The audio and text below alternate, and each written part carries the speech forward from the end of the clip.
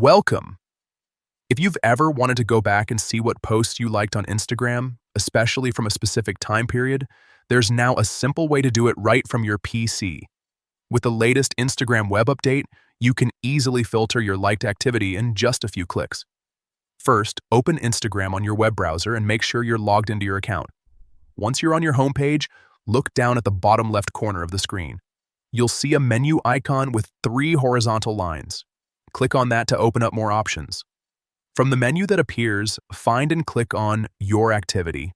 This section is where Instagram keeps track of everything you've done on the platform, from posts you've interacted with to time spent on the app. Now, inside your activity, look for the section labeled Interactions. Click on it and then choose Likes. This will bring up a full list of posts you've liked over time.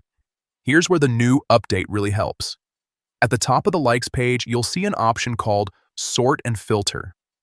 Click on it, and you'll be able to choose a specific date range. For example, you can look at likes from the past week, the past month, or even set a custom period. After selecting your preferred time frame, click on Apply.